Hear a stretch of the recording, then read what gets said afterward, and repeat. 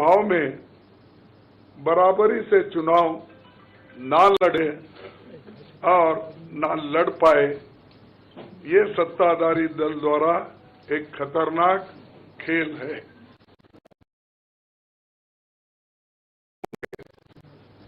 क्योंकि अगर डेमोक्रेसी को इस देश में बचाना है, लेवल प्लेइंग ग्राउंड होना चाहिए।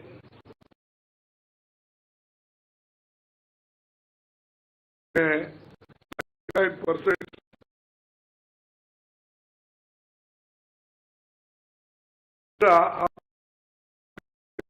किन किन देशों में ऐसा हुआ है। तो ये सत्ताधारी खेल खेला गया है। इसके आगामी प्रभाव होंगे, पर ये स्पष्ट है कि इस तरीके से किसी राजनीतिक दल को असहाय चुनाव लड़ने में बाधा उत्पन्न कर फेयर इलेक्शन नहीं सकता।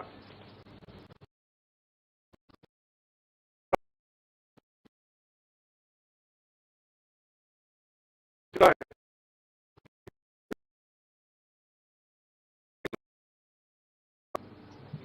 56% पैसे हासिल किए हैं, वहीं कांग्रेस को 11% ही मिले हैं।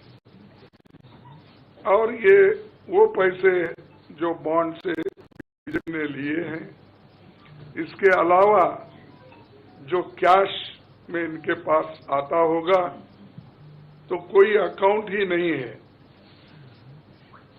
आप इनके खर्चे देखिए, हर तरफ इनका एडवर्टाइजमेंट लगा है और एडवर्टाइजमेंट में भी मोनोपोली बना ली है। प्रिंट मीडिया हो, टीवी हो और सोशल मीडिया हो, इनका बहुत डोमिनेशन है। लेकिन इतने पैसे एक पार्टी जमा कर सकती है, हिंदुस्तान के 70 साल के डेमोक्रेटिक व्यवस्था में ऐसा कोई नहीं किया। ये पहली बार ये सरकार अनेक ढंग से पैसे आज उठा रही है और इनके 5 स्टार ऑफिसेस से बड़े बड़े हर जगह आप देखिए, और 4-4, 5-5 फ्लाइट एक मीटिंग को जाते हैं और उनके पीछे और 2-4 जाते हैं। एक मीटिंग का इतना खर्च होता है, तो शायद ही कोई पार्टी, अपोजिशन पार्टी उसका 10% भी नहीं कर सकती मुकाबला।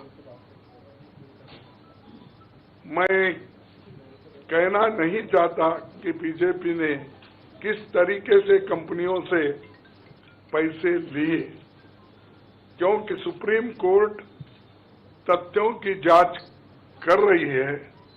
हमें उम्मीद है कि सच्चाई बहुत जल्द हम सब के सामने आएगी।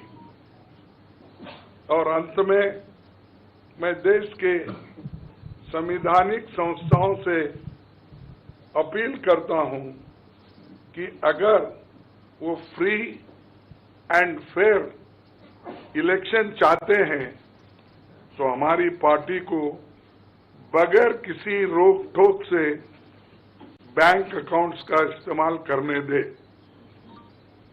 और जो इनकम टैक्स का क्लेम है वो अंततः कोर्ट के निर्णय के अनुसार सेटल हो जाएगा।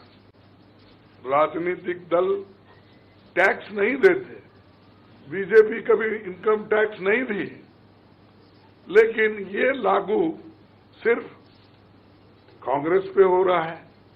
कोई पॉलिटिकल पार्टी इनकम टैक्स के दायरे में नहीं आते। सच है ना? सेटल हो जाए।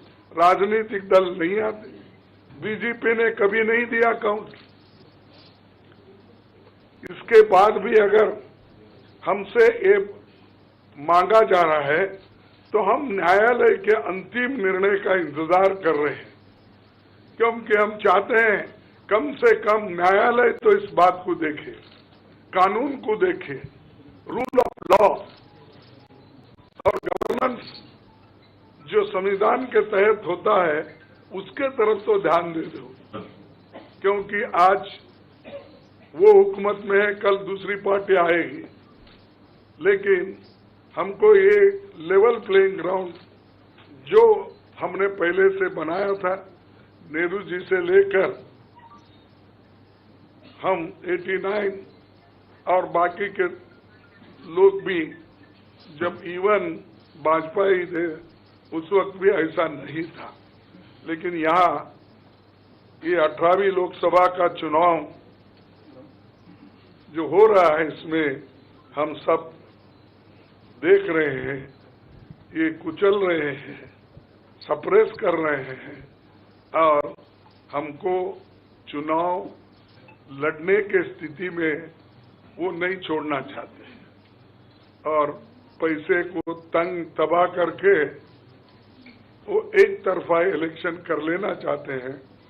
लेकिन लोग भी होशियार हैं, इसको जानते हैं और लेवल प्लेइंग फील्ड बने रहने के लिए ये उनके जो बाधक है और जो हमारे अकाउंट्स फ्रीज किए हैं वो तत्काल उसका रिलीज होना चाहिए और हमको चुनाव में डेमोक्रेसी और संविधान को बचाने के लिए लेवल प्लेइंग ग्राउंड होना चाहिए।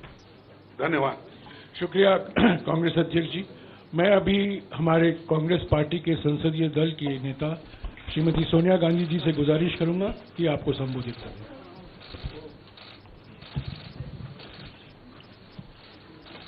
Thank you, Karish. Well, the issue we are taking up today is extremely serious, as Congress President has just mentioned.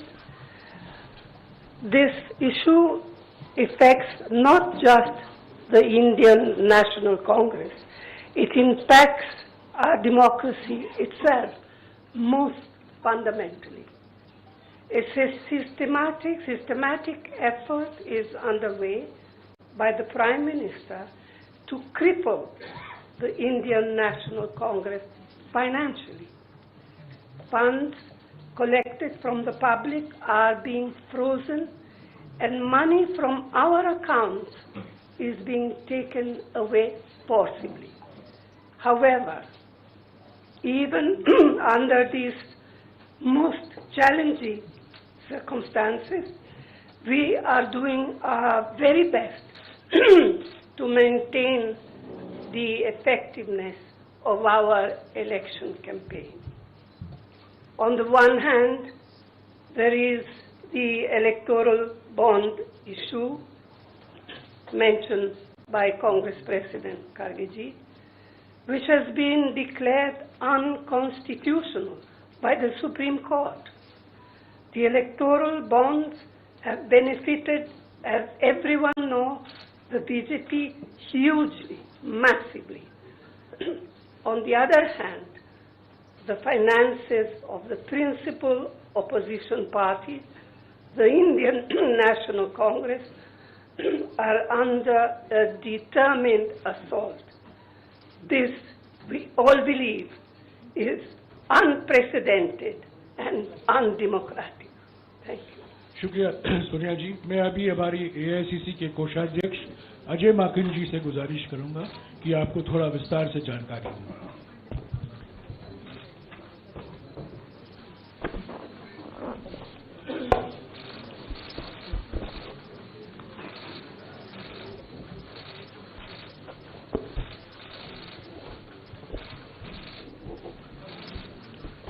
धन्यवाद जयराम जी। आप सब लोगों का बहुत बहुत स्वागत है।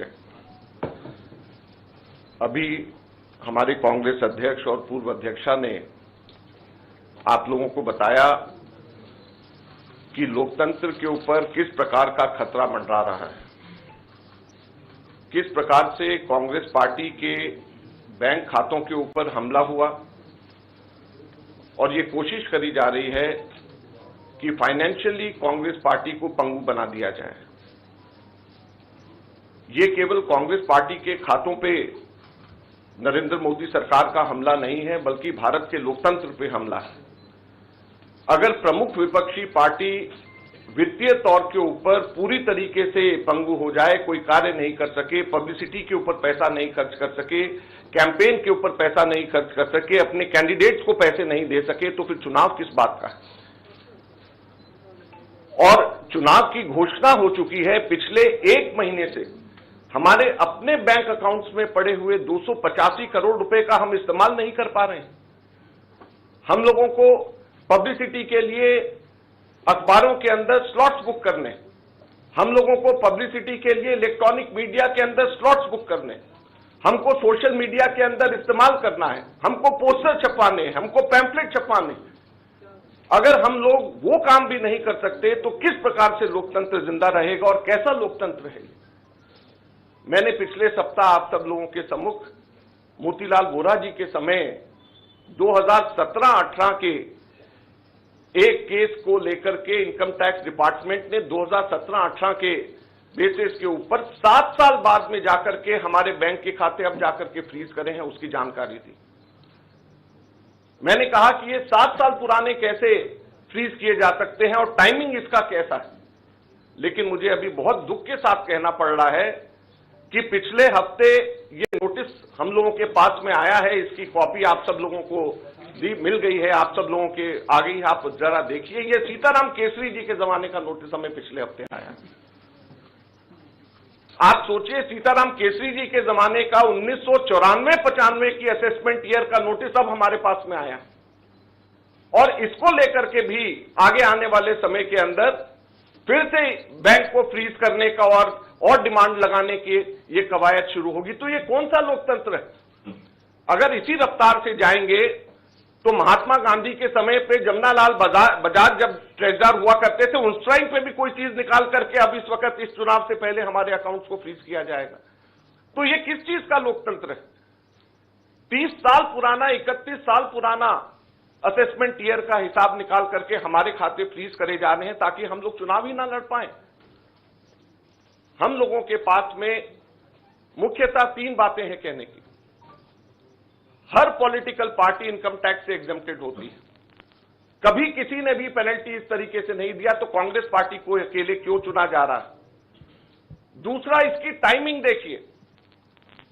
2017-18 का मोतीलाल वोरा जी के टाइम का और 1994-95 का सीताराम केसरी जी का समय, और केवल 1 महीना पहले चुनाव के घोषणा होने से पहले यह काम शुरू किया जाता है। और तीसरा, क्वांटम ऑफ पनिशमेंट देखिए कि कितना बड़ा पनिशमेंट। क्या हमारे सिर्फ 0.07% पूरा 199 करोड़ का कैश में हमारे अपने एमपीज ने अपनी तनख्वाह दी, उसकी वजह से 0.07% की अनियमितता की वजह से 106% की पेनल्टी हमारे ऊपर लगाई गई, 106% की। कितना? 0.07% की अनियमितता की वजह से 106% की पेनल्टी हम लोगों के ऊपर लगाई गई है। ये क्वांटम। हम लोगों ने मात्र 30 दिन लेट हम लोगों ने अपने अकाउंट सबमिट करे। ये इनकम टैक्स एक्ट मेरे पास में है, इसका सेक्शन 234F ये कहता है कि सिर्फ 10,000 रुपए की मैक्सिमम पेनल्टी ली जा सकती है अगर कोई व्यक्ति लेट अपना, कोई भी ऑर्गेनाइजेशन या व्यक्ति कोई भी लेट अपना इनकम टैक्स सबमिट करे, केवल 10,000 रुपए। और हमारे ऊपर 210 करोड़ रुपए का 210.25 करोड़ का 210.25 करोड़ का लियन मार्क कर दिया गया। 10,000 की सिर्फ पेनल्टी, सिर्फ 0.07% का हमारा टोटल अकाउंट में से कैश के अंदर लिया गया। ये कहां का न्याय? 115 करोड़ रुपए फोर्सफुली हमारे बैंक अकाउंट से इनकम टैक्स ऑफिसर्स ने बैंक मैनेजर्स के पास में जाकर के सरकार को ट्रांसफर करा दिया गया। वो अब हमारे पास में नहीं है। 115 करोड़ रुपया बैंक मैनेजर्स को जाकर के एक तरीके से डरा करके, धमका करके इनकम टैक्स ऑफिसर्स ने हमारे अकाउंट से इनकम टैक्स डिपार्टमेंट और सरकार को वापस ट्रांसफर करा दिया। मैंने बताया जैसे पिछले 5 हफ्ते से 1 महीने से भी ज्यादा हम अपने पैसे जो हमारे वर्कर्स ने इकट्ठे करे हैं वो हम इसका उसका इस्तेमाल नहीं कर पा रहे हैं। ये कहां की डेमोक्रेसी है, ये कहां का लोकतंत्र रह गया। तो इसलिए हम आपसे कहना चाहते हैं, ये केवल हम लोग तो अपनी लड़ाई लड़ेंगे, लेकिन ये आप लोगों की भी लड़ाई, मीडिया की भी लड़ाई है, देश की जनता की लड़ाई है। अगर आप इसके अंदर हमारे को समर्थन नहीं करेंगे तो लोकतंत्र जिंदा नहीं रहेगा, ना आप रहेंगे ना हम रहेंगे। धन्यवाद।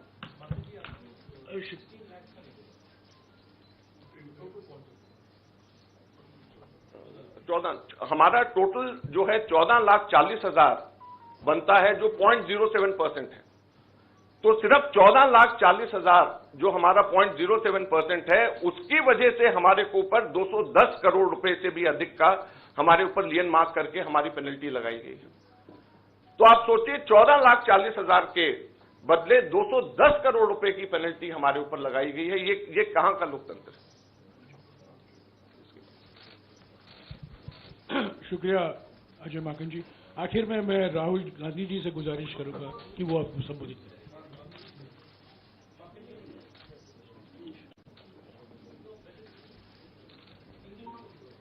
ये डिटेल्स आपको अंग्रेजी में अभी अजय माकन जी देंगे। Friends, there has been an assault on Indian democracy. Our accounts have been frozen since last more than 1 month. Since last around 5 weeks or so, we have been unable to utilize our own funds in the bank. You'll be surprised to know that a case, income tax case pertaining to 2017-18, which is 7 years back, on that basis, income tax has served us notice for 210 crores 25 lakh rupees. That amount of lien was marked against the Congress party in all our accounts. And effectively we are unable to utilize our 285 crore rupees, our own money which is lying in the bank. The most important thing is the timing and the exemptions which all the political parties enjoy. When all political parties enjoy income tax exemption, then why is it being slapped on the Congress party? Never it has happened in the past that the BJP had to pay any kind of penalty, any kind of income tax. Then why is it that the Congress party being singled out? The timing is such that 7 years old case, it seems that the BJP was waiting for the elections to come, and just 1 month before the elections were to be announced, they froze our accounts. So imagine how can it be a level playing field? We don't have money to give to our candidates. We don't have money to publish our pamphlets. We don't have money to organize our public meetings. We don't have money to book advertisements in the social media or in the newspapers. So how are we going to fight the elections, or how is democracy still alive in the country where the principal opposition party is unable to spend even a single penny in the elections? And it is not only this, the government has not stopped only on this 2017-18 notice. We have been slapped with another notice last week, and it pertains to 1994-95 during Sitaram Kesri when he was the treasurer. So imagine we are being slapped with a notice, income tax notice, 30 years back, pertaining to account 30 years back, and just at the eve of election, so that we are unable, our accounts are crippled and we are unable to use our own money for the elections. So please, this is the time when it is not only fight for the Congress party, our own fight alone, it is, we have to all fight together to save democracy.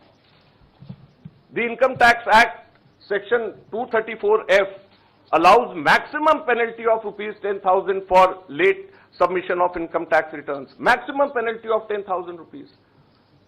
But on the contrary, Congress party has been slapped a penalty of 210 crore rupees against a violation of just 14,40,000 which we deposited in cash and 30 days delay. So the quantum of punishment is totally unmatched with a trivial small kind of mistake you may say, or small kind of thing which has been done in 7 years back, which can easily be condoned. Thank you very much. शुक्रिया अजीत बाबर। आखिर में अभी राहुल जी आपको संबोधित करेंगे।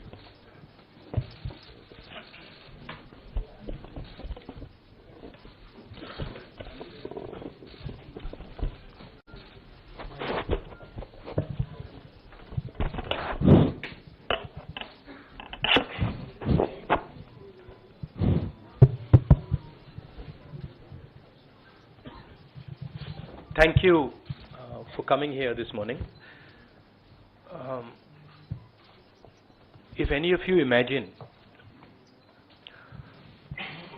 anybody in the country imagines what happens when your bank account, your ATM card, your entire financial identity is erased, right?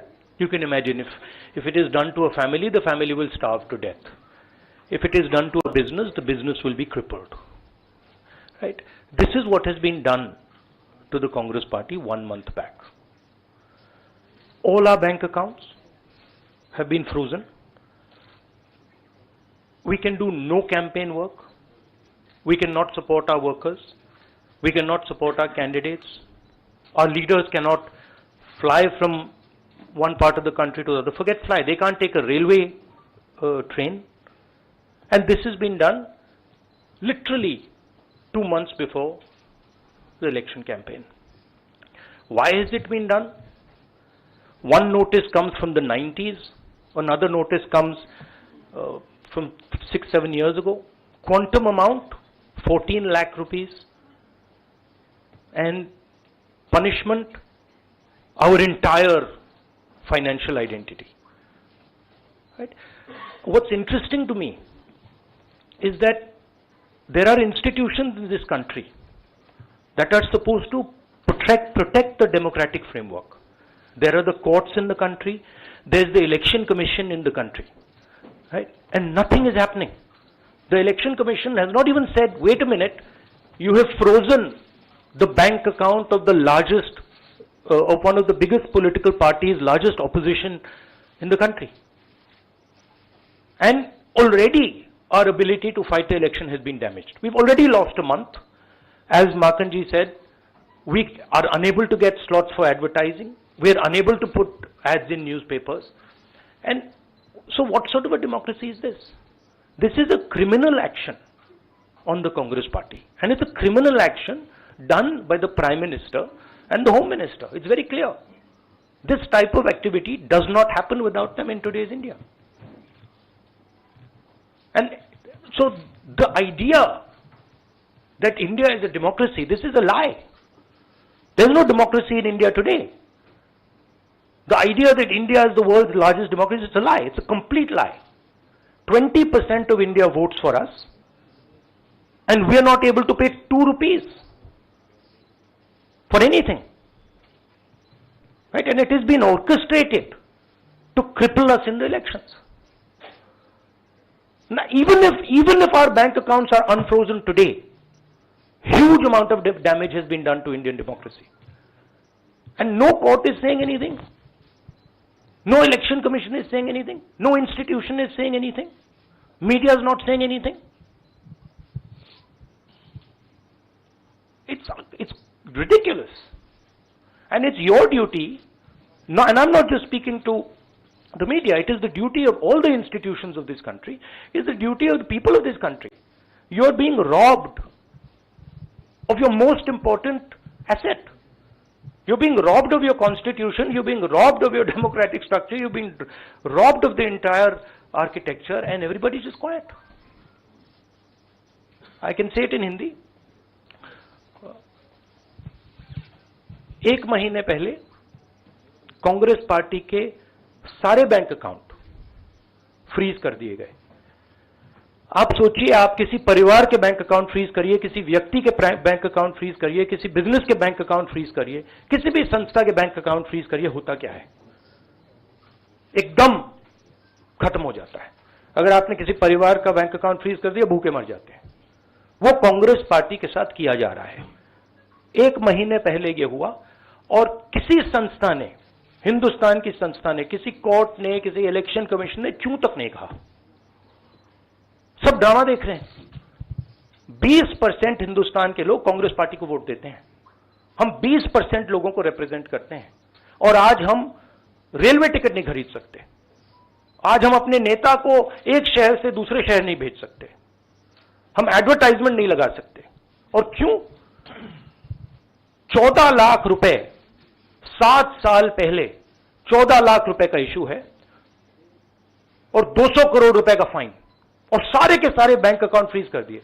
जब income tax, ये दिखाना मुझे जरा, सॉरी क्या 200 करोड़, जब इनकम टैक्स, साफ इनकम टैक्स की जो एक्ट है साफ कहता है कि ज्यादा से ज्यादा 10,000 रुपए का फाइन लगेगा। तो यह है हिंदुस्तान का लोकतंत्र। ये क्रिमिनल एक्शन है कांग्रेस पार्टी के खिलाफ और हिंदुस्तान के लोकतंत्र के खिलाफ, और ये क्रिमिनल एक्शन हिंदुस्तान के प्रधानमंत्री कर रहे हैं। मेरी विनती है कि जो हिंदुस्तान के इंस्टीट्यूशंस हैं, जो वो अपने आप को हिंदुस्तान के इंस्टीट्यूशंस मानते हैं, डेमोक्रेसी को प्रोटेक्ट करते हैं, लोकतंत्र को प्रोटेक्ट करते हैं, हिंदुस्तान के कोर्ट्स हो, हिंदुस्तान का इलेक्शन कमीशन हो, वो इसके बारे में कुछ करें। और ये कहना कि हिंदुस्तान दुनिया की सबसे बड़ी डेमोक्रेसी, झूठ है। यहां कोई डेमोक्रेसी नहीं है। बिगेस्ट ऑपोजिशन पार्टी का आपने बैंक अकाउंट बंद कर दिया और 1 महीने कोई कुछ नहीं बोल रहा है। केसरी जी के टाइम से नोटिस आया है। तो अजीब सी सिचुएशन है, सब लोग देख रहे हैं और हर संस्था मतलब का रोल है इसमें। कोर्ट्स का रोल है, इलेक्शन कमीशन का रोल है। धन्यवाद। शुक्रिया राहुल जी। साथियों, कांग्रेस अध्यक्ष जी, सोनिया जी, राहुल जी ने और दूसरी जरूरी बैठक से निकलकर यहां आए हैं आपको संबोधित करने के लिए। उनको उस बैठक में वापस लौट जाना है। आपके सवाल हमारे कोषाध्यक्ष विस्तार से जवाब देंगे। मैं कांग्रेस अध्यक्ष सोनिया जी और राहुल जी को शुक्रिया अदा करता हूं। शुक्रिया।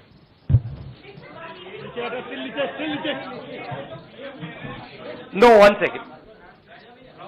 Look, 1 second. Look, please understand. This is not freezing of the Congress party's bank accounts. This is the freezing of Indian democracy. That is what is happening here. Okay? So, we are unable, as the biggest opposition party, we are unable to take any action.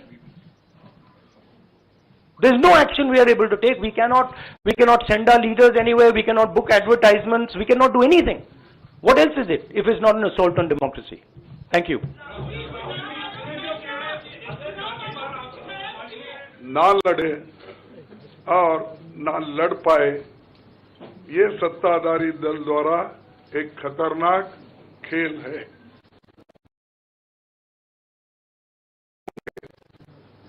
क्योंकि अगर democracy को इस देश में बचाना है,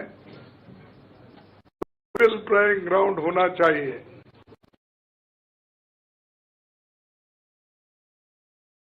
ना लड़े और ना लड़ पाए, ये सत्ताधारी दल द्वारा एक खतरनाक खेल है।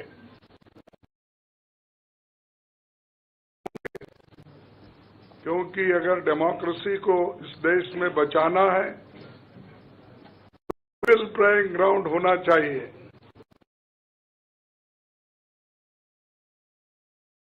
99%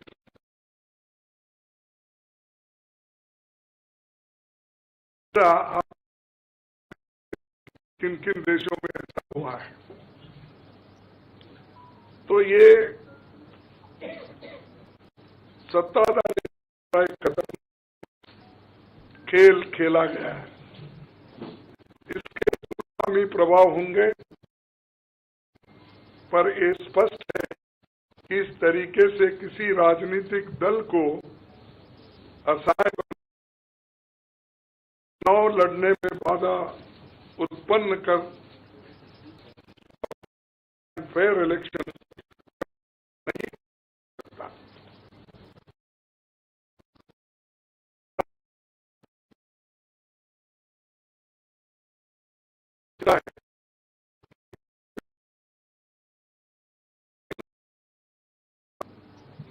$56% पैसे हासिल किए हैं, वही कांग्रेस को 11% ही मिले हैं। और ये वो पैसे जो बॉन्ड से बीजेपी ने लिए हैं, इसके अलावा जो कैश में इनके पास आता होगा, तो कोई अकाउंट ही नहीं है। आप इनके खर्चे देखिए, हर तरफ इनका एडवर्टाइजमेंट लगा है और एडवर्टाइजमेंट में भी मोनोपोली बना ली है। प्रिंट मीडिया हो, टीवी हो और सोशल मीडिया हो, इनका बहुत डोमिनेशन है। लेकिन इतने पैसे एक पार्टी जमा कर सकती है, हिंदुस्तान के 70 साल के डेमोक्रेटिक व्यवस्था में ऐसा कोई नहीं किया। ये पहली बार ये सरकार अनेक ढंग से पैसे आज उठा रही है और इनके 5 स्टार ऑफिसेस से बड़े बड़े हर जगह आप देखिए और 4-4, 5-5 फ्लाइट एक मीटिंग को जाते हैं और उनके पीछे और 2-4 जाते हैं। एक मीटिंग का इतना खर्च होता है तो शायद ही कोई पार्टी, अपोजिशन पार्टी उसका 10% भी नहीं कर सकती मुकाबला। मैं कहना नहीं चाहता कि बीजेपी ने किस तरीके से कंपनियों से पैसे लिए, क्योंकि सुप्रीम कोर्ट तथ्यों की जांच कर रही है।